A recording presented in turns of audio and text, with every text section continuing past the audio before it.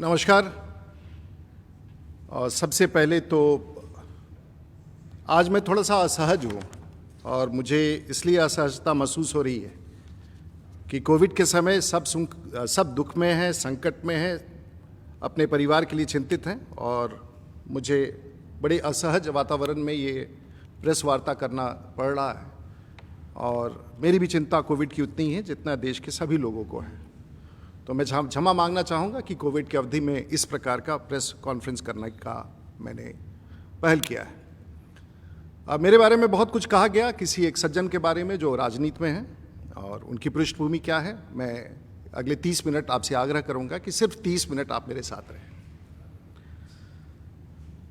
मैं आज भारतीय जनता पार्टी के प्रवक्ता के रूप में नहीं बैठा हूँ। मैं यहाँ छपरा के सांसद के रूप में आपके बीच में आया हूँ और छपरा की जनता की तरफ से आया हूँ। और ये स्पष्ट होना चाहिए कि ये प्रेस सम्मेलन भारतीय जनता पार्टी का नहीं है, ये मेरा व्यक्तिगत सांसद के रूप में ये प्रेस सम्मेलन है। मैं इसे टालना भी चाहता था, छोड़ना भी चाहता था, लेकिन लोगों ने कहा कि आप तो पिछले 25 वर्षों से दूसरे का पक्ष रखते हैं, ये अपराध होगा, गलत होगा कि अगर आप अपना पक्ष ना रखें। मित्रों की सलाह पर मैंने ये प्रेस कॉन्फ्रेंस आयोजित किया और मैं आपका बहुमूल्य 30 मिनट लूँगा। मेरे बारे में लोग भूल जाते हैं और ख़ास करके जो प्रेस सम्मेलन करते हैं उनको पता नहीं होता है कि मेरा राजनीतिक पृष्ठभूमि क्या है। तो मैं मूलतः एक पॉलिटिकल आदमी हूँ। पंजाब विश्वविद्यालय से छात्र राजनीति से प्रारंभ होकर के बिहार लौट करके 1990 में विधायक बना, 96 में लोकसभा में आया और तब मैं भारतीय जनता पार्टी में था। उसके पहले मेरी पृष्ठभूमि चंद्रशेखर जी के साथ रही। मैं छात्र जनता का राष्ट्रीय अध्यक्ष था, पंजाब विश्वविद्यालय का महामंत्री, अपने कॉलेज का अध्यक्ष। वहाँ से चल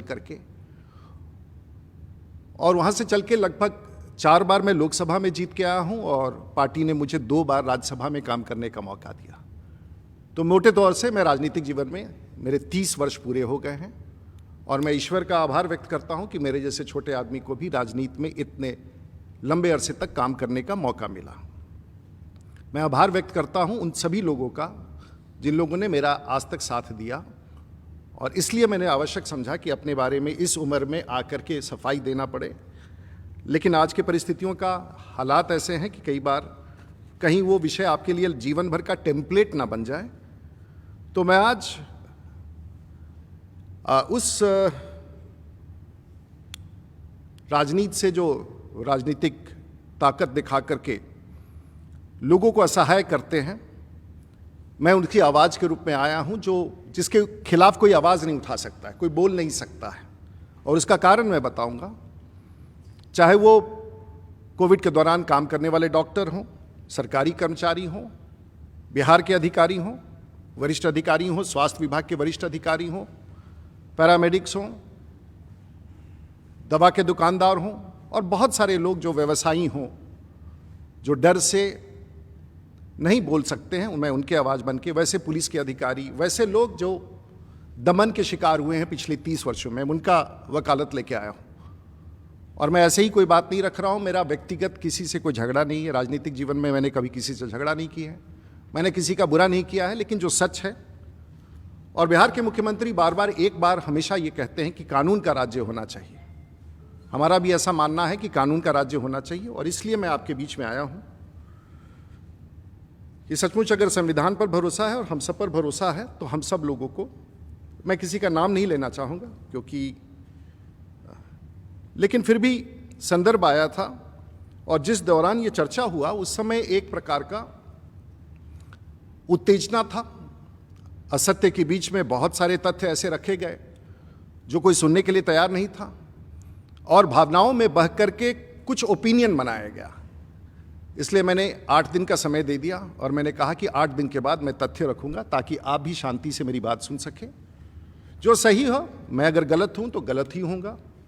गलतियां तो सबसे होती है, लेकिन वैसी गलती जो आपराधिक रूप से हो, मैं नहीं समझता हूं कि मैं करने का कभी मैं उसकी ताकत रखता हूं या मैं उसकी उस तरह से हूं। बहुत सारे ऐसे तथ्य प्रकाश पे आए हैं जिसका मैं आपके सामने लाना चाहूँगा और मैं नहीं जानता हूं कि बिहार की सरकार ने या देश की सरकार ने किसी पूर्व सांसद को कैसे ये अधिकार दिया कि वो बिहार के कॉन्शियंस कीपर हो जाएं और इंस्पेक्टर हो जाएं, डीजी हो जाएं, क्या हो जाएं नहीं जान जाएं, जगह जगह अस्पतालों में जा कर के सिर्फ बुराइयां ढूंढना। कमियां हो सकती हैं, देश भर में बहुत सारी स्थितियां, सब राज्य सरकारें लगी हुई हैं अपनी अपनी ताकत से, सब लोग लगे हैं। अगर कोई ये दावा करता है कि मैं ही लगा हूं तो ये अनुचित है। बहुत सारे ऐसे लोग हैं जिनके बारे में हम जानते नहीं हैं। ऐसा क्यों है कि सिर्फ राजनेता ही दिख रहे हैं कि वो काम कर रहे हैं, बाकी सब लोग चुप हैं।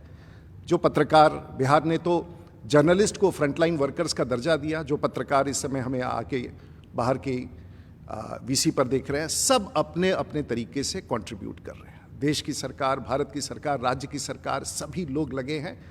ये आपातकाल की स्थिति है, स्वास्थ्य का आपातकाल है, हम सब लगे हैं। तो चलिए मैं आपको बताऊं कि जिस व्यक्ति के बारे में बात कर रहा हूं लोग भूल चुके हैं। अपराधी अगर किसी मंदिर में बैठ जाए तो संत नहीं हो जाता, और यहां मैं उसी विषय को दोहराना चाहूंगा और मैं आपको शुरू करूंगा। हम और आप चुनाव लड़ते हैं, चुनाव में एफिडेविट देते हैं और वो सबसे सही माना जाता है। तो मैं ये एफिडेविट के बारे में बताना चाहूंगा कि हमारे मित्र का एक एफिडेविट था और ये एफिडेविट की प्रति है और उनके पृष्ठ हैं। ये पृष्ठ हैं 32 आपराधिक मुकदमे का जो उन्होंने स्वयं स्वीकारा है, लेकिन ये कॉन्शियंस कीपर हैं बिहार और देश के, इसके बारे में कोई नहीं पूछता है। और ऐसा ही अगर आप देखेंगे तो पन्ना खत्म हो गया है अपने बारे में हस्ताक्षर करके कि मैं कितने अपराधों से जुड़ा हूं। मैं भी राजनीतिक व्यक्ति हूं, मुझे भी खंगाल लीजिए, और मैं भी 30 साल से राजनीति में हूं। और मैं सिर्फ एक पन्ना दिखाना चाहूँगा मेरे एफिडेविट में, अभी तक खाली है। मैं ईश्वर से यही प्रार्थना करता हूँ कि अपने राजनीतिक जीवन में मुझे अपराध और अपराधी की श्रृंखला में न जाना पड़े। ईश्वर मुझे ताकत दे कि ऐसे ताकतों के खिलाफ मैं लड़ता रहूं। मैं जानता हूं कि अपराधी के खिलाफ तो कार्रवाई करना आसान होता है, लेकिन राजनीतिक अपराधी के खिलाफ कार्रवाई करना संभव नहीं होता है, क्योंकि उसके पास उसी ताकत का, राजनीतिक ताकत का संरक्षण मिलता है। और उस राजनीतिक संरक्षण के सामने हम सब भी झुक जाते हैं, शासन भी कई बार झुक जाता है और दबदबे के साथ ताकत दिखा करके शासन के लोगों को भी झुकाने का प्रयास करता है ताकि आपराधिक पृष्ठभूमि समाप्त हो जाए। ये अपराध सामान्य नहीं है साहब। मैं नहीं बोलना चाहता था, मेरा कोई लेना देना नहीं। वो मधेपुरा की राजनीति करते हैं, मैं सारण का राजनीति करता हूं। और मैं आभार व्यक्त करना चाहूँगा सारण कमिश्नरी के लोगों को और उत्तर बिहार के लोगों को। हम अपराध की दुनिया से अलग हैं, शांति में हैं, हम ना कोई दंगा चाहते हैं। और हमारे हर समाज के लोग सारण जिला में सुख शांति से रहते हैं, चाहे किसी भी पॉलिटिकल पार्टी के हों, कोई भी विधायक हो, आरजेडी का हो, कम्युनिस्ट का हो, कहीं का हो। हम सब चुनाव तक लड़ते हैं और चुनाव के बाद जाकर के हम सब लोग साथ मिलकर विकास का काम करते हैं। और आज तक मेरे पॉलिटिकल लाइफ में मुझे, आप सबको पता है कि मैं सारण का सांसद रहा हूँ, छपरा का सांसद रहा हूँ। मेरी लड़ाई बहुत ताकतवर लोगों से हुई है, लेकिन एक सीमा के नीचे मेरे जिला में कोई नहीं गया। और मैं उन लोगों का नाम नहीं लेना चाहता हूं। मैं इतना जरूर कबूल करूंगा कि एक आपराधिक रूप से कभी किसी ने पॉलिटिक्स नहीं किया मेरे जिला में, और मैं उन लोगों का आभार व्यक्त करता हूं जो सीमा। तो ये चलिए आप इनका एक पृष्ठभूमि देखिए, और ये पत्रकारों के लिए है। जब आप ऐसे व्यक्तियों का 70 धाराएं हैं 31 केसेस में, और ये डकैती का है, राइटिंग का है, आर्म्स का है, थेफ्ट का है, कॉन्स्पिरेसी का है, क्रिमिनल इंटिमिडेशन का है, एब्डक्शन का है, ब्राइबरी का है, पब्लिक ऑर्डर। शायद सीआरपीसी और आईपीसी का कोई धारा बचा नहीं है जो हमारे मित्र के नाम पर नहीं है, लेकिन सब लोग भूल गए हैं।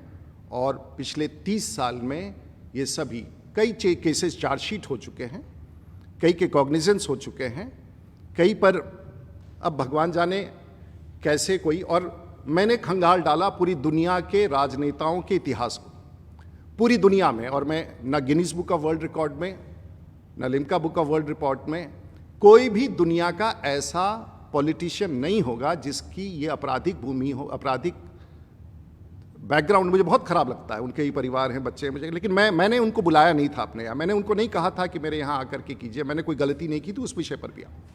और मैं एपोलॉजेटिक नहीं हूं, मैं दावे के साथ कह रहा हूं कि मैंने तो इतना आपराधिक मामला, कोई भी धारा नहीं बचा है अगर ध्यान से देखेंगे, और वो सब छिपा हुआ है, कोई जानता नहीं है।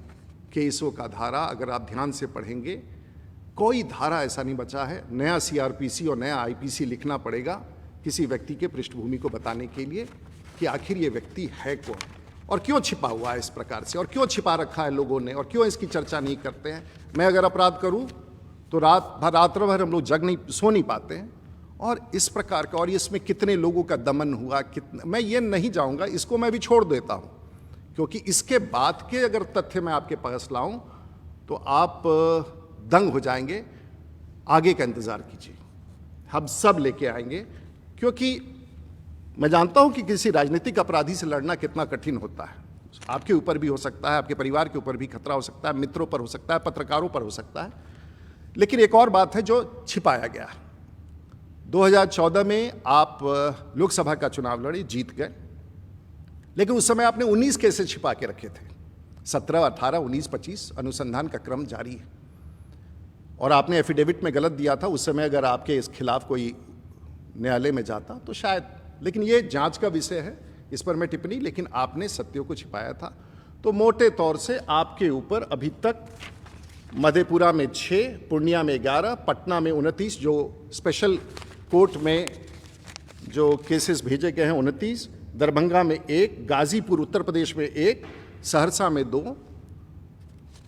पता नहीं, सरकार उस समय तो सबकी सरकार थी। आज की सरकार नीतीश कुमार जी की सरकार नहीं थी, सुशील मोदी जी नहीं थे, तारकिशोर प्रसाद नहीं थे, सबकी सरकार थी। और ये 1990 के बाद से, और मैं बताना चाहूँगा कि जब आप सांसद बने, मैं भी उसी वर्ष उस विधानसभा में जीत के आया था 27 साल की उम्र में।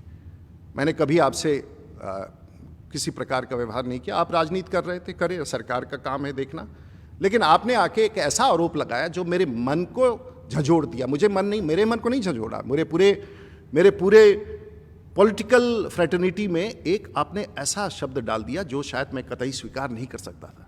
मजबूरी में ये मैं प्रेस कॉन्फ्रेंस कर रहा हूँ कि तथ्य, और ये भारतीय जनता पार्टी का नहीं है, राजीव प्रताप रूडी का, और ताकि ये रिकॉर्ड पर रहे, कभी भी इस लिंक को उठा के कोई देख सकता है।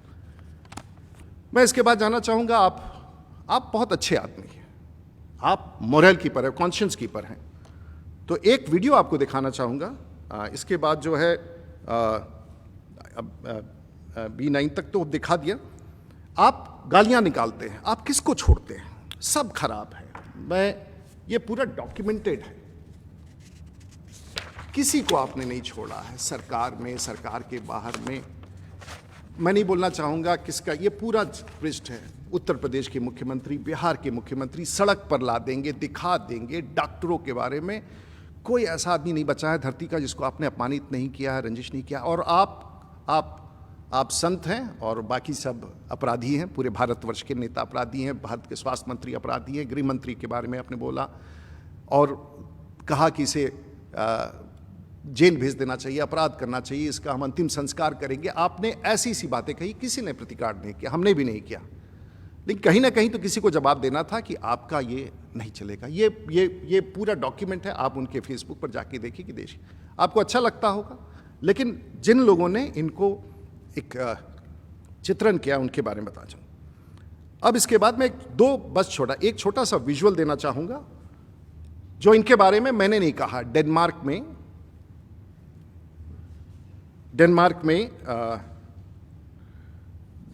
में किसी ने जाने के बाद, ये गलत हो सकता है लेकिन मैं नहीं जानता हूं कि अर्नब गोस्वामी इतना बड़ा गलती क्यों करेंगे। आप देख ले, इसको 30 सेकंड का है, सिर्फ याद कराने के लिए कि ऐसे भी लोग हमारे राजनीतिक जीवन में हमारे सलाहकार हैं और हमें कॉन्शियस कीपर, हमें गाइड करते हैं पॉलिटिक्स के बारे में, राज्य शासन को, मुख्यमंत्री को। ये आप सुन लीजिए, 10 सेकंड का है। उसके बाद In a member of parliament, in the back seat of an MP's car, surrounded by Indian security men. Name the member of parliament. Right. When I arrived at Delhi airport, I was received in the MP's personal car and put in the back seat and driven to his official residence within the sight of the the president's residential dome, and at his home, at Papu Yadav's home, and arranged for the transport by train that evening from Delhi to a very small train station that I couldn't see because I was packed in blankets. Another diplomatic, or what should I say, official car was waiting, plus 2 other cars with AK-47 guards, who then drove me directly from the platform of the station over the border into Nepal and dropped me at the bus depot on the Nepali side, from where I escaped back to Denmark. But ये पुरलिया किम Davy हैं जो अभी Denmark में हैं, सही है, CBI जांच अभी तक कर रही है। पुरलिया, क्षमा कीजिए मैं क्यों लाता, मेरा क्या लेना देना है, सरकार देखेगी। लेकिन अगर आप एक सीमा से पार करके लोकतंत्र को अपने हाथ में ले तो ये है। अजीत सरकार हमारे साथ विधायक थे और उस केस में अजीत सरकार की हत्या हुई, लोग भूल गए हैं। अजीत सरकार उस समय विधायक थे और सुप्रीम कोर्ट में आप वर्षों तक आप जेल में रहे, आपको कोर्ट ने कन्विक्ट किया और पटना हाई कोर्ट से आपकी रिहाई हुई। लेकिन सच्चाई ये है कि रिहाई के बाद भी आज आपका मामला सुप्रीम कोर्ट में सीबीआई ने पिटीशन किया। आप 5 साल तक सांसद रहे, आपने इसको, मैं नहीं कहूँगा, सुप्रीम कोर्ट जानता है। और सुप्रीम कोर्ट और देश का कोर्ट सब कुछ देखता है, सब कुछ जानता है। अगर आप इन सब चीज़ों को छिपाने के लिए करें, मेरा कोई लेना देना, आप बरी हो जाएं, आप दोषमुक्त कहलाएं। लेकिन अजीत सरकार की हत्या के बाद उस विधानसभा में हम लोग भी बैठे थे, हम जानते हैं, वो कम्युनिस्ट के नेता थे। आज कम्युनिस्ट के लोग इनका समर्थन कर रहे हैं अजीत सरकार की बात को भूल करके। क्षमा कीजिए, मुझे दुख होता है, वो हमसे बहुत वरिष्ठ थे और मैं तो 27 साल का था। लेकिन इसे भूलना, अगर आप चाहते हैं कि ये गलत है तो आप भूल जाएं। अब छोड़िए इनकी बात, मैंने सिर्फ ये अभी फ्लैग किया है। तथ्यों का जाल इतना लंबा चौड़ा है और ये उन लोगों को बताने के लिए जो इस लड़ाई को लड़ रहे हैं। आप हिम्मत मत हारिए। अब राजीव प्रताप रूडी व्यक्तिगत तौर से आपके साथ खड़ा है। 8 साल से बयान ना कराना, केस को दबा के रखना, ट्रायल को रोक के रखना, ट्रायल नहीं, स्पीडी कोर्ट, सुप्रीम कोर्ट के आदेश के बाद भी ट्रायल्स ना होना। और आपने कहा कि मैंने जेल भेज दिया। मैं क्यों जेल भेजने जाऊंगा, मैं कौन होता हूं जेल भेजने वाला। आपके खिलाफ वारंट था, ये वारंट निकला हुआ था आपके खिलाफ मार्च के माह में, ये वारंट था। मार्च में तो घटना नहीं घटी, मैं तो आपका कुछ नहीं हूं। अगर मार्च के महीना में ये जुडिशियल मजिस्ट्रेट का ये अगर नीचे ये देखिए 22 मार्च 2021 का है, ये additional chief judicial magistrate Madhepura. मेरा कोई लेना देना नहीं, मेरे मित्र नहीं है। कोर्ट का संज्ञान लिया, गलती से ये लगता निकल गया है, क्योंकि इस तरह की केसेस 20-20 साल से आपने दबा के रखा है। मुझे विश्वास है कि न्यायालय अपना कार्य करेगा और बहादुरी के साथ सरकार ऐसे तथ्यों को प्रकाश में लाएगी और उनका न्याय जो वर्षों से नहीं मिला है उनको मिलना चाहिए। मैं बहुत भारी और दुखी मन से इन विषयों को रख रहा हूँ। मेरा ये काम नहीं है, मैं कोई विसिल ब्लोअर नहीं हूँ, मैं कोई रॉबिन हुड नहीं हूँ, मैंने राजनीति कभी इस प्रकार से नहीं किया है। और मेरा आपके प्रति संवेदना भी है, क्योंकि आप बीमार हैं। मुझे दुख है इन सब बातों को रख के, क्योंकि दिन प्रतिदिन सोशल मीडिया पर मुझे जिस प्रकार से आप ट्रोल कर रहे थे तथ्यों के अभाव में, अब मैं अपने जीवन के प्रयासों के बारे में कहूँगा। मैं कोई सरकारी कर्मचारी नहीं हूँ, एक जनप्रतिनिधि हूँ और जो विषय आया है उसके बारे में बता करके मैं अपनी प्रेस वार्ता समाप्त करूँगा। और मैं कोई महिंद्रा का डीलर नहीं हूँ, मेरे पास कोई शोरूम नहीं है, मेरे पास कोई एजेंसी नहीं है, मैं एम्बुलेंस का एजेंसी नहीं चलाता हूँ। मैं वर्षों से, जब मैं हारता हूँ जीतता हूँ, मैं कुछ काम लेके अपने क्षेत्र में चलता हूँ एक्सपेरिमेंट में, क्योंकि जहाँ सरकार नहीं कामयाब होती है मैं सरकार के एक्टिविटी को सप्लीमेंट करता हूँ। और मैं दावे के साथ कह सकता हूँ कि भारत में अगर सबसे बड़ा संगठित और व्यवस्थित एम्बुलेंस नेटवर्क अगर कहिए है तो राजीव प्रताप रूडी ने उसे संचालित किया है। कमियां हो सकती हैं, थोड़े कम हो सकता है, कम मरीज पहुंच सकते हैं, लेकिन 24 घंटे का ये काम जारी होता है। मैं आपको कुछ दिखाऊंगा और इसके बाद स्वयं आप तय कर लीजिएगा कि मैं कितना बड़ा गलत काम करता था। पहले तो कहा गया कि ये एम्बुलेंस मेरे घर में लगा है। मैं लोगों को बताना चाहूँगा कि पटना जाने के बाद ये मेरा घर है। वैसे इस घर को नक्सलियों ने उड़ाने का कोशिश किया, ये पुराना घर है, 100 साल पुराना, और मैं यही रहता हूँ। पीछे भी एक घर है, आगे भी है, और ये मेरा घर है और मैं यहीं रहता हूँ। जब मैं गांव में जाता हूँ मैं अपने संसदीय क्षेत्र में ही रहता हूँ, ये मेरा घर है। तो ये बहुत पुराना घर है और यहाँ कहीं एम्बुलेंस नहीं है। उन्होंने बार बार कहा कि उनके घर में एम्बुलेंस चुरा के छुपा के रखा गया था। अब आप आइए जहाँ एम्बुलेंस खड़े थे, उस तस्वीर को देखिए और ये है एक बहुत ही आधुनिक सामुदायिक केंद्र जिस पर भी आरोप लगाए गए और ये कहा गया। अब आप देखिए सामुदायिक केंद्र को, जहाँ कुछ संचालन के दृष्टिकोण से यहाँ पर बहुत प्रकार का ट्रेनिंग होता है, बहुत प्रकार का काम होता है लोगों के बीच में, और मुझे लगता है कि एक सबसे अच्छा कम्युनिटी सेंटर जहाँ हर प्रकार का काम चलता है, आयुष्मान के कार्ड बनते हैं, लोगों गरीबों को मदद होता है और आगे भी कई योजनाएं हैं, ये है। और इस स्थान को उसने, और इसमें दीवार भी नहीं है, कहीं चहरदीवारी भी नहीं है। एम्बुलेंस को अगर छिपा के रखना है तो चहरदीवारी में बंद करके रखना होता है। यहाँ कहीं भी चहरदीवारी नहीं है, यहाँ कुछ नहीं है, आप सीधे जा सकते हैं। तो कोई भी आदमी किसी के हाथे में प्रांगण में घुस जाए। अब हम लोग आगे चलते हैं कि ये था ये समुदाय केंद्र। जो जानते हैं सारण को, वो जानते हैं मैं किस प्रकार से। ये जमीन के बारे में कहा गया, ये जमीन जहां सामुदायिक भवन में 9 करोड़ रुपया, भगवान जाने कहां से 9 करोड़ का फिगर आ गया इनके पास। करोड़ से नीचे तो बात ही नहीं करते हैं ये तो सरकार के नाम से पंजीकृत जमीन है। और मैं ये सब सरकार के नाम से, राज्यपाल के बार बार कहा, मेरे परिवार के लोगों का, ये सब देख सकते हैं, ये सब सरकार के नाम से पंजीकृत जमीन है। ये पूरा का पूरा एफिडेविट जमीन सरकार के नाम से निबंधित है और एक एक पैसा सरकार का है, संपत्ति सरकार की है। कहा मेरी निजी संपत्ति है। चलिए, पॉलिटिक्स में इस प्रकार के आरोप लगते हैं, मुझे इससे कोई आपत्ति नहीं है, लेकिन सच बोलना चाहिए। और किसी विषय को जलाने के लिए, किसी को भड़काने के लिए आपने कहा एम्बुलेंस छिपा के रखा था, मैंने कुछ नहीं छिपा के रखा था। और ये भी बताना चाहूँगा कि जो 2019 में, मैं ये एम्बुलेंस का काम कोई कोविड में नहीं कर रहा हूँ, मैं एम्बुलेंस का काम पिछले 10 वर्षों से कर रहा हूँ, लगातार कर रहा हूँ, लोगों तक पहुँचा रहा हूँ, उसमें सुधार कर रहा हूँ। और ये एक व्यवस्था के तहत है। ये डिस्ट्रिक्ट में जितने 40 के आसपास जो ये समिति बनी हुई है, इसके अध्यक्ष डीडीसी है, ये उसका है डिस्ट्रिक्ट मजिस्ट्रेट का। देखिए, ये इस पर पंचायत की मुखिया को दिया जाता है। और ये देखिए डिस्ट्रिक्ट एम्बुलेंस दास है, जिसमें उप आयुक्त अध्यक्ष होते हैं, सिविल सर्जन उसके सचिव होते हैं, जिला योजना पदाधिकारी, जिला लेखा पदाधिकारी, जिला पंचायती राज जिला, और सांसद का एक चयनित संचालन समन्वय संस्था, ये मुखिया द्वारा स्वीकार किया जाता है। और पंचायत स्तर पर भी एक कमेटी होता है, ये पंचायत स्तर पर का कमेटी है। ये देखिए, इसमें एक पंचायत स्तर की कमेटी है, वो शायद पन्ना दिख नहीं रहा है, मैंने निकाल दिया।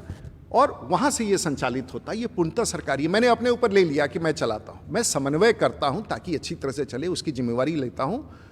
4 लाख रुपए में तो एक नाली बनता है गांव का, पता नहीं कई बार बनता है नहीं बनता है। 4 लाख रुपए का एम्बुलेंस मेरा ये कमिटमेंट है। और मैं कहता हूँ 4 लाख रुपए से अगर किसी एक व्यक्ति का एक कार्यकाल में एक एम्बुलेंस से अगर जान बच गया, तो मैं समझता हूं कि वो 4 लाख रुपया सरकारी पैसे का सदुपयोग हुआ। और इसको मैं फिर से दोहराना चाहूँगा कि मुझे अपने इस कार्य पर गर्व है कि मैं गरीबों तक काम करता हूँ ईमानदारी से, और ये मेरा पैशन है, मैं करता रहता हूँ, चाहे इसका कोई भी इसको हटाने का कोशिश करे। आपने ये कह दिया कि हमारे ये कैसे मुखिया लोग चलाते हैं। पंचायती राज संवैधानिक अधिकार के तहत पंचायतों में मुखिया का सबसे बड़ा भूमिका है। हमारे यहाँ 225 के आसपास पंचायत। मैंने अभी ये देखिए मुखिया लोगों को जब दिया गया था, और ये मैं वीडियो आपको चला के दिखाना चाहूंगा। ये पंचायतों में बांटा गया, समाज में भी एक इनका अच्छा स्थान है। और मेरे लिए बहुत खुशी की बात है कि सतेंद्र जी को आज हम सांसद कोष से अपने पंचायत के लोगों का और जिला के लोगों की सेवा करने के लिए, मुखिया जी आपको ये एम्बुलेंस की चाबी मैं इनको दे रहा हूँ। हमारे साथ महेश राय जी हैं, जो नाथा छपरा के मुखिया हैं, ये समाज सेवा में लगे रहते हैं। और इनको भी ये 22 नंबर गाड़ी इनके जिम्मे सौंपा जा रहा है। जो फकुली पंचायत के मुखिया हैं, नौजवान हैं, मेहनत करते हैं, समाज का सेवा करते हैं। और ये आपको एम्बुलेंस का चाबी देता हूँ, पंचायत और इस जिला के लोगों की सेवा में लगाएं। सर, रंजू जी हमारे साथ हैं, रंजू कुमारी जी, उनके पति धर्मेंद्र जी भी हैं, और उनके पंचायत सेवक अशोक यादव जी भी। और सबकी सम्मिलित जिम्मेदारी है उस समिति की, इस एम्बुलेंस का उपयोग करेंगे। और मुझे विश्वास है कि डुमरी पंचायत में जब ये चलेगा तो सिर्फ आप वहीं के, ठीक है। ये मैं ऐसे आपको सैकड़ों दिखा सकता हूं, लेकिन मैं नहीं, मैं ये कह रहा हूं ये एक दृश्य था। अब आपने हमारे मुखिया समाज को अपशब्द के मुखिया बेईमान है, पैसे कहाँ रखता है, क्या करता है, अरे छोड़ दीजिए, वो लगा है कोविड में, हिसाब दे देगा, कल पैसे दे देगा। आपने मेरे जिला के पार्षदों को, मुखिया को, सरपंच को, वार्ड को, पूर्व वार्ड को आपने कैसे उसका अपमान किया। ये जनप्रतिनिधि हैं, जैसे मैं सांसद हूँ वो भी अपने जनप्रतिनिधि हैं, वो भी काम करते हैं, चाहे जितना करते हो, जैसे करते हो, अपनी ताकत से करते हैं। और मुझे गर्व है सारण जिला के सभी जनप्रतिनिधियों का, सभी सांसदों का, सभी विधायकों का, सभी वैसे लोगों का जो इस प्रकार के काम करते हैं। मैं आपका आभार व्यक्त करता हूं। और पंचायती राज का अगर स्वरूप सचमुच देखना है तो सारण की धरती पर आके देखिए कि पंचायत में किस प्रकार से एम्बुलेंस का संचालन मुखिया कर रहा है। अब आप कहेंगे कि आपकी क्या भूमिका है, मेरी भूमिका है, जिसके कारण ये आरोप मैंने सब कुछ अपने ऊपर ले लिया, क्योंकि ये मेरा पैशन है, मैं इसको संगठित कर रहा हूं पंचायतों से। और एक अब मैं आपको दिखाना चाहूँगा, ये कहा गया कि मुझसे निकल गया उस दिन, मुझे लोग कहते थे कि हम ड्राइवर नहीं है, मैंने कह दिया ड्राइवर है, ड्राइवर नहीं है, उसको बनाया ड्राइवर, 40 ड्राइवर, कोई ड्राइवर नहीं आया आज तक हमारे यहाँ, कोई लाइसेंस नहीं मिला, कुछ नहीं मिला। चलिए वो भी एक गिमिक था, 24 घंटे तक समाचार चला, लोगों को लगा कि ड्राइवर के अभाव में, लेकिन एक और सच था जिसके कारण नहीं हुआ। और वो सूची मैं आपको दिखाना चाहूँगा कि क्यों एक और सच था। क्योंकि ये डीएम को मैंने चिट्ठी लिख के भेजा कि साहब एम्बुलेंस की ड्राइवर्स की कमी है, और ये घटना से बहुत पूर्व लिखा गया, और मैंने लिख के वहाँ डिस्ट्रिक्ट मजिस्ट्रेट को दे दिया था कि साहब अगर ड्राइवर मिले तो दीजिए, कोई सरकारी कर्मचारी अगर खाली है, ड्राइवर है, उसके पास ड्राइवर नहीं है, जिला में ऐसा होता है, उनको दे दीजिए।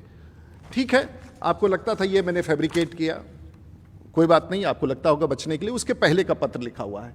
लेकिन एक जिम्मेवारी होती है किसी का, मुखिया लोगों की भी जिम्मेवारी है।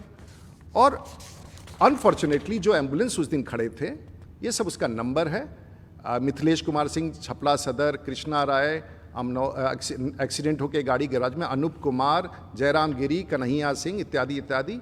आप डेट देखें, इंश्योरेंस लैप्स डेट 25/5/2021 को ये सभी गाड़ियों का, किसी का 22 में, किसी का फरवरी में, हमें सबको कह के सबका इंश्योरेंस, सबको है कि लौटा दीजिए, रूडी जी इंश्योरेंस करा के दे देंगे। हम दे देंगे, थोड़ा समय लगता है, लेकिन फिटनेस गाड़ी में नहीं हो, इंश्योरेंस नहीं हो, मरीज या ड्राइवर की मौत हो जाए या कोई घटना हो जाए, कहाँ से कोई जवाब देगा। तो काम करने वाले को ही आप उंगली उठाते हैं। माननीय पूर्व सांसद जी, आपको पूछना चाहिए था मुझसे, आप मेरे मित्र हैं, आपको आना चाहिए था, फ़ोन लगाना चाहिए था, डीएम से पूछना चाहिए था। आप किसी के घर में घुस जाएंगे, कहीं भी चले जाएंगे, आप पटना के अस्पतालों में ज़बरदस्ती घुसते रहे, क्या करते रहे, आप कीजिए जो करना है, लेकिन कम से कम एक सांसद, पूर्व सांसद दूसरे सांसद के घर में ज़बरदस्ती नहीं घुसता है, ये हमारी मर्यादा नहीं है। लेकिन अगर आपको लगा कि एक बड़ा ख्याति मिलेगा तो आपने, अब मैं आपको वो चीज़ दिखाना चाहता हूं, जो एक सूची जिसमें कितना ये एम्बुलेंस चले हैं, ये जरूर देख लीजिए, क्योंकि पत्रकारों को लगता है कि ये सब खड़े थे। तो ये एक एम्बुलेंस 62,000 किलोमीटर चला है, 58,000 किलोमीटर चला है, 50,000, 36,000, ये सभी एम्बुलेंस कितने किलोमीटर चले हैं। कोई स्टैंड पर ले जाकर के सवारी ढोने के लिए एम्बुलेंस नहीं होते कि स्टैंड पर ले जाकर खड़ा करूं। और जिला में मैं दावे के साथ कह सकता हूं कि जिसने भी एम्बुलेंस मांगा 365 दिन वो एम्बुलेंस चलता रहता है। वो भी मैं दिखाऊंगा कि इसकी व्यवस्था क्या है। एम्बुलेंस के मामले में भारत में सबसे आगे हमारा एम्बुलेंस की व्यवस्था है। अब इस चीज़ के बाद यदि आप सवाल पूछना चाहें तो पूछें। मैं आपको एक डिस्प्ले जीपीएस का दिखाना चाहता हूं जो कंट्रोल करता है 24 घंटा 365 दिन, और इसके लिए कोई सरकार हमें पैसा नहीं देती है। ये मैं अपने शौक से इन सभी एम्बुलेंस को पंचायतों को फैसिलिटेट करने के लिए करता हूं, और आप 3 मिनट का समय दें, ये पूरी कहानी यहीं समाप्त हो जाएगी। और ये मेरा एक सेंट्रलाइज्ड कंट्रोल रूम है। इसमें आप देख सकते हैं कि ये, अब मैं कंट्रोल रूम को कहूंगा कि आप जरा विवरण दें, आज अगर चलने वाली गाड़ियों का, आज की तारीख में ये गाड़ियां सारण जिला में कहां हैं, कैसे हैं, कहां गाड़ियां चली, कितनी चली, और ये पूरे साल 2 साल का रिकॉर्ड हमारे पास जीपीएस में है। और ये सब लाल हैं जो वो गाड़ियां हैं। अब आप बताइए कंट्रोल रूम, जरा बताइए सब लोगों को, देश के लोग जान जाए कि आखिर में इतने सारे एम्बुलेंस अभी दिख रहे हैं और कहां हैं, बताएं। नमस्कार, माननीय सांसद राजीव प्रताप रूडी जी के कंट्रोल रूम में आप सभी का स्वागत है। जैसा कि हम सभी देख रहे हैं, ये नक्शा छपरा जिले का नक्शा है, जिसके उत्तरी और पूर्वी छोर पर गंडक नदी का किनारा है जो बगल के जिला मुजफ्फरपुर को जोड़ता है, और दक्षिणी और पश्चिमी छोर से लेकर पूर्वी छोर तक गंगा नदी का किनारा क्षेत्र है जो राजधानी पटना को सीधा संपर्क देता है। यहाँ सभी एम्बुलेंस जो हम देख रहे हैं ये 3 रंग के दिख रहे हैं, एक लाल है, एक पीला है और एक हरा है। लाल रंग के वैसे सभी एम्बुलेंसेस हैं जो रेडी टू सर्विस मोड में खड़े हैं।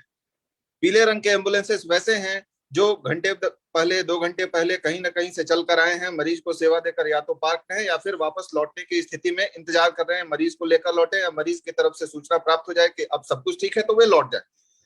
और हरे रंग के एम्बुलेंसेस वैसे सभी एम्बुलेंसेस हैं जो अभी सेवा दे रहे हैं, अर्थात अभी चल रहे हैं, मरीज को लेकर किसी हॉस्पिटल की तरफ जा रहे हैं। इसकी सूचना के बारे में हम आपको बताना चाहते हैं कि यहाँ से हम इन सभी का समन्वय करते हैं। हमें किसी भी प्रकार की सूचना मिलती है, हम जीपीएस लोकेशन ऑन करते हैं और सीधे सबसे नजदीकी ड्राइवर को संपर्क करके जिस व्यक्ति के द्वारा हमें संपर्क किया जाता है उसका नंबर आदान प्रदान कराते हैं, समन्वय कराते हैं। एम्बुलेंस पहुंचने के बाद फिर हम यहाँ से फोन लगाकर कंफर्म करते हैं कि क्या मरीज को एम्बुलेंस में बिठा लिया गया या नहीं, और मरीज को हॉस्पिटल में भेजते हैं। मरीज हॉस्पिटल में जाता है, मरीज के जाने के पूर्व हॉस्पिटल से भी समन्वय किया जाता है अगर मरीज की स्थिति खराब होती है तो। और हमारे पास यह भी रिपोर्ट आता है कि अगर एम्बुलेंस कभी गति से ज्यादा चल रहा है तो हमारे कंप्यूटर स्क्रीन पे अलार्म बजता है और हम ड्राइवर को फोन करके यह पूछते हैं कि क्या ऐसी स्थिति है। जी धन्यवाद। क्यों मूवमेंट नहीं दिखा रहे? गाड़ियों का मूवमेंट अभी दिखा दीजिए, अभी कितनी गाड़ियां चल रही हैं और कितने गाड़ियों का मूवमेंट है, ये एक बार देख लीजिए। शायद आपको भी अगर चाहें तो आप अपने फ़ोन पर इन सभी गाड़ियों को देख सकते हैं। और पप्पू जी को भी इनको देख लेना चाहिए था, उस दिन कितनी गाड़ियां सड़क पर थी इससे पहले। आप देख लीजिए एक बार उसकी गति कहां से कहां चला। एक गाड़ी, कोई भी गाड़ी उठा लीजिए, आप कोई भी गाड़ी उठा लीजिए। ये गाड़ी हम देख रहे हैं, ये छपरा सदर प्रखंड के पंचायत राज फकुली के लिए ये गाड़ी दी गई है। इस गाड़ी का मूवमेंट हम देख रहे हैं। गाड़ी अभी छपरा डाक बंगला रोड पहुंच रही है। ये गांव से, फकुली गांव से किसी मरीज की सूचना प्राप्त होने के बाद मुखिया जी से और चालक से समन्वय कराकर तुरंत एम्बुलेंस उपलब्ध कराया गया और मरीज को लेकर एम्बुलेंस छपरा सदर हॉस्पिटल के लिए आ रहा है। जैसा कि हम इस स्क्रीन पर देख रहे हैं, हम सब कुछ यहाँ से मॉनिटर कर पा रहे हैं। गाड़ी की गति अभी 20 किलोमीटर प्रति घंटे रफ्तार से चल रही है और डाक बंगलो रोड में सदर हॉस्पिटल से गाड़ी मुश्किल से 5 मिनट की दूरी पर है। एक और कोई पटना की तरफ की गाड़ी दिखाएं जो पटना गया हुआ हो, कोई और गाड़ी दिखाएं जो मूवमेंट है। ये हर एक गाड़ी है जो मूवमेंट में है, लाल है जो ऑपरेशंस हो रहे हैं। ये एम्बुलेंस हम देख रहे हैं जो अमनौर प्रखंड के कैतुका लच्छी पंचायत की गाड़ी है। वहां से सूचना प्राप्त होने के बाद हमने मुखिया और चालक से समन्वय किया। 17 मिनट में आग्रह के उपरांत वहां गाड़ी पहुंच गई और ये गाड़ी अभी कैतुका से चलकर सोनपुर होते, बेली रोड होते यहाँ पहुंच रही है पटना के लिए और अभी रनिंग मोड में है। गाड़ी अभी आई है, गाड़ी जस्ट पार्क हुई है, हॉस्पिटल में पेशेंट को पहुंचाया जा रहा है।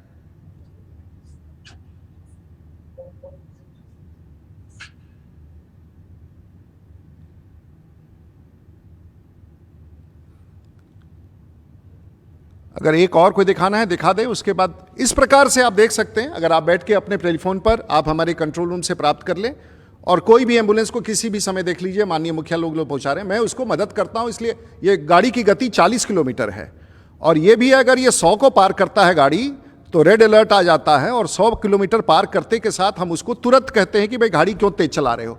ये तो ऑटोमेशन है, जीपीएस पर है और ये छपड़ा रेवा मुजफ्फरपुर रोड पर भी गाड़ी है, साफ आ रहा है स्क्रीन पर और पिछले 6 महीने का आपको रिकॉर्ड मिल जाएगा। आप किसी गाड़ी को कहीं उठा ले, इसने अपनी गति कम कर ली। अब इस गाड़ी की गति 85 किलोमीटर है जो बहुत ज़्यादा है। हो सकता है किसी इमरजेंसी में लेके आ रहा हो, तो कहाँ ये गाड़ी है, किसके पास ये गाड़ी है, किस गति से चल रही है, कौन पेशेंट है, कब जाना है, कितने बजे जाना है। कभी आपको भगवान न करे कि इसकी ज़रूरत पड़े, सारण जिला में आप कभी बीमार ना पड़े। कुछ कमियां होती हैं, सब जगह नहीं कई बार पहुंचे, लेकिन वो बहुत रेयर है। लोगों से पूछना चाहिए, ना कि बाहर के नेताओं के पास इस विषय को लेकर आना चाहिए। मैं आप पूछेंगे ये कैसे होता है, आखिर ये सूचना क्या है, तो मैं आपको दृश्य दिखाता हूं एक जहां से ये संचालित होता है, जहां पर ये कंट्रोल रूम है और ये कंट्रोल रूम का आप लेके आइए और दिखाइए दृश्य। ये प्रत्येक दिन का रिपोर्ट आता है मेरे पास। ये देखिए कंट्रोल रूम है, ये कंट्रोल रूम है और इसका वीडियो देखिए। ये 24 घंटा चलता रहता है। ये मेरे आपको विश्वास नहीं होगा कि किसी सांसद ने इस प्रकार की व्यवस्था कर रखी है। मैंने कर रखा और इतना सिर्फ एम्बुलेंस के लिए नहीं है।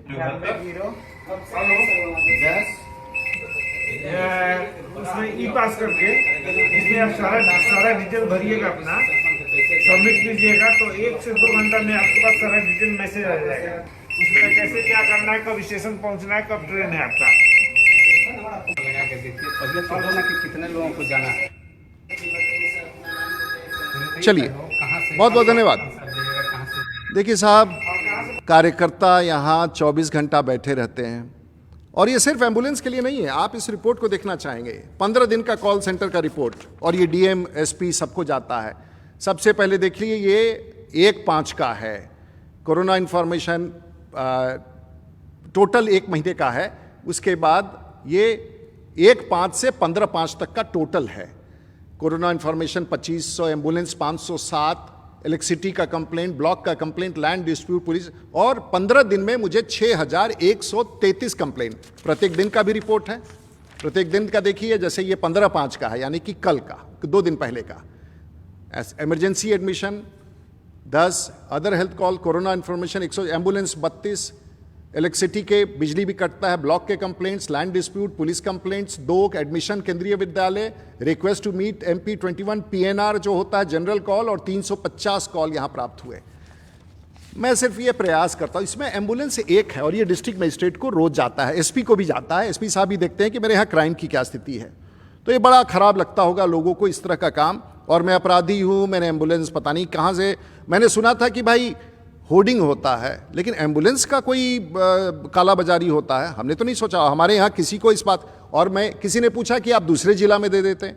MP लाइट्स का मैं दूसरे जिला का जिम्मा नहीं ले सकता हूँ, वो तो सरकार का निर्णय होगा। कोई राज्यसभा का सांसद पूरे बिहार और देश को दे सकता है, लेकिन लोकसभा का सांसद सीमित क्षेत्र में। और मेरा कमिटमेंट सारण जिला है, और आज की तारीख में सारण जिला में 18,000 करोड़ रुपए का काम भारत सरकार और राज्य सरकार से चल रहा है। इसलिए मुझे कुछ नहीं कहना, मुझे अब इस बात समाप्त करना है। आप लोगों ने इतना समय दिया, लेकिन मुझ पर आरोप लगाया गया कि मैंने किसी को गिरफ्तार करा दिया। मैं कोविड में देश ने देखा है कि बड़ा संकट का समय है, रुकने से, शांत रहने से ये प्रॉब्लम नहीं होता है। माननीय पूर्व सांसद जी को इतनी गंभीर बीमारियां थी, वो उसी बीमारी में अभी 15 दिन पहले शायद ऑपरेशन भी हुआ था, दुखद है। उसके बाद वो आरा भी चले गए, वहाँ झगड़ा कर लिया जा करके, वो छपड़ा भी चले आए, हमारे यहाँ भी झगड़ा कर लिया आ करके, कुछ केस मुकदमा भी हो गया है लगता है उनके यहाँ। वो PMCH में भी चले गए, डॉक्टर लोग NMCH में चले गए, वो आरा चले गए, वहाँ भी केस हो गया। आखिर में परिवार के लोगों को ध्यान देना चाहिए। जो व्यक्ति इतना बीमार हो, जो गिरफ्तारी के बाद इतना अस्पताल चला जाए, उसको इस तरह से नहीं घूमने देना चाहिए, क्योंकि सबने कहा है कि, और कोविड वार्ड में घुस जाना, सब लोग परेशान। कोविड वार्ड में आप घुस करके फिर घर जाते थे, अपने परिवार को भी संक्रमित करते थे, अपने मित्रों को भी, अपने सिक्योरिटी को इतने बड़े फोर्स लेके चलते हैं। ये नहीं करना चाहिए था आपको, आपने इस बात का ध्यान नहीं दिया। और समाचार बनने के लिए, और आज आप इतने बीमार हैं, हमने किसी को नहीं जेल भेजा, हम ना जेल भेजने की क्षमता रखते हैं, और मैं कभी जीवन में किसी को कष्ट नहीं। लेकिन वहाँ से आप दरभंगा मेडिकल कॉलेज चले गए, और दरभंगा मेडिकल कॉलेज में आपने अपने से एक बोर्ड बैठाया, और बोर्ड ने कहा कि इनको भी पटना भेजना चाहिए, PMCH में भेजना चाहिए था। बोर्ड ने तय किया, मरीज क्यों तय करेगा, बोर्ड ने तय किया इनको पटना भेजना चाहिए। आपने सुपरिटेंडेंट को लिख दिया कि मैं नहीं जाना चाहता हूँ, पता नहीं क्यों। लेकिन अगर कल आपको कुछ हो गया, और उन डॉक्टरों का क्या होगा बेचारे, जिन्होंने कहा है कि इनकी स्थिति अच्छी नहीं है और इनको अच्छे उपचार के लिए आगे भेजना चाहिए, तो उन डॉक्टरों का क्या होगा उसको बताएं। तो इस प्रकार से आप कानून, मुझे बहुत चिंता है आपके स्वास्थ्य की, और मैं चाहता हूँ कि आप स्वस्थ हो जाए और समाज में अच्छी भूमिका निभाएं, अपराध की दुनिया से बाहर निकले, और किसी को पीड़ा ना पहुंचाए, किसी को झूठ ना बोले, किसी को आपराधिक न कहे, किसी को गलत ना कहे। और पश्चाताप करने का समय है। उम्र में हर कोई आदमी को पश्चाताप, गलतियां सबसे होती हैं, पश्चाताप करना चाहिए, झूठ नहीं बोलना चाहिए, और आरोप नहीं लगाना चाहिए, वो टिकता नहीं है। और एक बात कहूँ, मैं सबसे पहले आभार देना चाहूँगा, आपने सबको आरोपित किया। देश के प्रधानमंत्री काम कर रहे हैं कोविड में, बिहार के मुख्यमंत्री जिनको आपने बहुत कुछ खरी खोटी, बिहार के मंत्रियों को, सुशील मोदी जी को, बिहार के तमाम नेताओं को, उत्तर प्रदेश के मुख्यमंत्री ने आपका क्या बिगाड़ा था। उत्तर प्रदेश के मुख्यमंत्री को आपने जो ट्वीट पर कहा है वो मैं दोहराना नहीं चाहूँगा। आपने भारत के स्वास्थ्य मंत्री को, आपने किसको छोड़ा है, आपने किसको बख्शा है। तो मैं ये नहीं जानना चाहता हूँ कि, और मैं भारतीय जनता पार्टी के उस 20 करोड़ कार्यकर्ता और देशवासी और सभी पत्रकार, आप मुझसे सहमत नहीं होंगे मेरा इसमें कोई भी तथ्य मैंने अभी जो रखा है, मैंने मन गलत नहीं है और प्रमाण के साथ नहीं है, मैंने सब बात सत्य का रखा है। क्योंकि कई बार आरोप लगाने के बाद वो टेम्पलेट बन जाता है जो पूरे जीवन आपके साथ चलता है। इस टेम्पलेट के कभी भी किसी को कोई ज़रूरत होगा और भी कोई जानकारी आपको चाहिए तो मैं आभार व्यक्त करना चाहूँगा अपने कार्यकर्ताओं को, सारण के कार्यकर्ताओं को, सारण जहाँ मुझे गर्व है अपनी जनता पर, मुझे गर्व है अपने सारण के लोगों पर, भारतीय जनता पार्टी के कार्यकर्ताओं पर, बिहार पर गर्व है। मुझे दुख होता है जब पूरी दुनिया में बिहार का नाम कलंकित होता है, अपराध की दुनिया में जाना जाता है, मुझे बहुत दुख होता है। मैं देश दुनिया में जाता हूँ, आप मुझ पर कोई भी आरोप लगा दे ठीक है, लेकिन बिहार को कलंकित मत करें, बिहार के उस चित्रण को समाप्त मत करें। बिहार एक ऐसा धरोहर है जिसने दुनिया को मार्ग दिखाया है, दुनिया को राह दिखाया है, राष्ट्रभक्ति, देशभक्ति। अभी तो ऐसा लग रहा है कि बड़े सत्याग्रह में आप चले गए हैं, ये कोई सत्याग्रह नहीं था। अब कानून का अपना कार्रवाई करेगा, कानून का राज होना चाहिए और इसमें किसी राजनीतिक नेता का कोई हाथ नहीं है। मैं आभार व्यक्त करते हुए भारतीय जनता पार्टी मीडिया के लोगों का, जो अगर आपको लगे मेरा बात ठीक है तो समझिए, प्रवक्ता तो मैं पार्टी का रहा हूं, लेकिन आज मैं अपना प्रवक्ता बन के बैठा हूं ताकि गलत विषय नहीं रह सके। सारण की जनता के प्रति समर्पित हूं मैं और मुझे गर्व है अपने लोगों के, अपने कार्यकर्ताओं जो इस गलत बयानी का उन्होंने जवाब दिया है, मजबूती से जवाब दिया है। मैं इस बात को फिर मैं फ्रंट फुट पर, मैं कोई अपोलोजेटिक नहीं हूँ इस विषय को लेकर कि मैंने कोई गलत नहीं किया है, इसलिए मुझे लगा कि आना चाहिए। एक बार आप सभी लोगों को बहुत जो भी सवाल हैं आप भेज दें, मैं कुछ लोगों का क्वेश्चन लेना चाहता हूं लेकिन ग्लिच के कारण वो क्वेश्चन नहीं हो पा रहा है, वो नहीं सवाल आ पा रहे हैं। तो फिर से एक बार पूरे बिहार के तमाम भारतीय जनता पार्टी के कार्यकर्ता, हमारे पार्टी के नेता डॉक्टर संजय जायसवाल, उनकी पूरी टीम, देश के नेता मिस्टर नड्डा और उनकी पूरी टीम, आप कोविड में लगे हैं, करोड़ों कार्यकर्ता सभी दल के, सभी पार्टी के लगे हैं। बुरा वक्त है, लोगों को एक दूसरे का हाथ बटाना चाहिए, आरोप से बचना चाहिए और हमें विश्वास है कि ऐसी तमाम ताकतें आज आरोप प्रत्यारोप के रास्ते से छोड़ करके समाज के साथ जुड़ करके, बहुत घटनाएं हो रही हैं, बहुत करीब के लोग, बहुत परिवार के लोग, आज मुझे दुख, इस सबसे बड़ा दुख है कि मेरे जीवन के अच्छे 8 दिन जिसको मैं लोगों की मदद में अपने तरीके से करता रहता हूँ, छोटा ही करता रहता हूँ, मेरे 8 दिन इस पूरे प्रकरण में खराब हुए। बदनामी से मैं नहीं डरता हूँ, लेकिन बदनामी के पीछे अगर कोई आधार हो तो ठीक लगता है।